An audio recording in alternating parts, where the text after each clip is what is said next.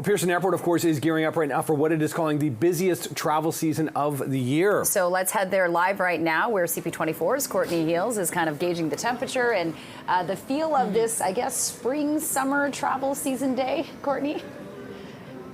Yeah, I mean, I think it's safe to say any morning at Pearson Airport, it's quite busy, but they're really starting to ramp up here, guys, because they say this is going to be a very, very busy summer travel season, saying they could see as many as 162,000 passengers pass through Pearson every single day over the next couple of months. So this morning, they're really giving people some tips, some tricks, you know, to make your travel plans nice and smooth.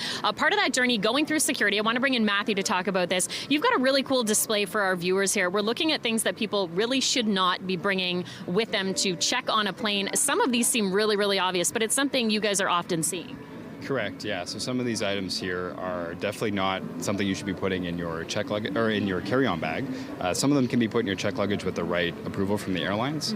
But yeah, these are definitely items that you should not put in your... It seems so obvious though. I mean, what is this? Is this some sort of like baton that somebody's trying to check with them? Yes, it's a baton that was trying to go through in terms of the carry-on. Now you can put a baton in your check luggage as long as it's not spring-loaded. If it's spring-loaded, then it can't go. It's emergency response.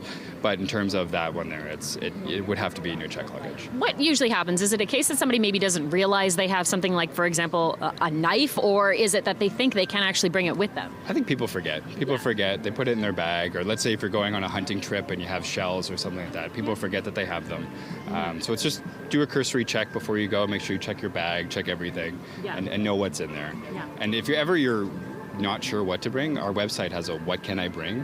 It's catsa.ca, and it'll actually type the item in and it'll tell you, should I check that in? Should I put it in my carry-on? What should I do with that type of item? Let's talk about liquids too, and some items that people tend to bring. I mean, I looked at this stuffy. I thought of my kids right away. Obviously, you know, the little ones like to travel with stuffies, but this one you mentioned, it's the weight and the material that wouldn't make this something that you can bring through. Yeah, correct. So it's granular material and inorganic material. It's like a sand. And like a bean bag, it feels like. Like a bean bag, yeah. So what we say is think of a soda can. If you have more granular material than a soda can in the stuffy, then it should go in your check bag. If it's less than a soda can, then it's fine. So like a Beanie Baby, things like that where they're small, no problem. But something bigger like this would have to be put in your check bag. And food. I noticed the peanut butter. This seems a bit unusual, but then I also thought, okay, it can be expensive to eat at the airport. Maybe people want to make their sandwiches once they're through, but something like this wouldn't fly? Yeah, so this still falls under the liquid restriction.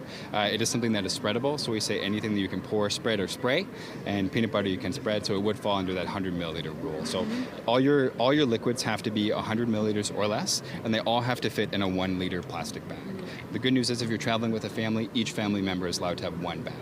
So it's really good to be prepared and organized before you get through and go through all this, right? Yeah, correct. Yeah, absolutely. Wonderful. Thank you so much. Really good tips there. I mean, some of it's obvious, maybe not so much, guys. We all know how stressful it can be sometimes when you're traveling, especially with a family. You come to the airport, you have all your things ready to go, and then something that you really shouldn't have in your carry-on bag could end up, you know, pulled from your luggage, and that can be a bit of a challenging time, a challenging way to start off your trip. So these are all really good tips to keep in mind. The airport thinks on average this summer they're going to see about 1,000 flights in and out of Pearson Airport, so that really gives you a sense of how busy it will be. But again, there is that message. Plan ahead, make sure you have all your paperwork, and you can also go online. There are a lot of different apps and ways that you can check in to just make that trip nice and smooth ahead of your summer vacation. Over to you.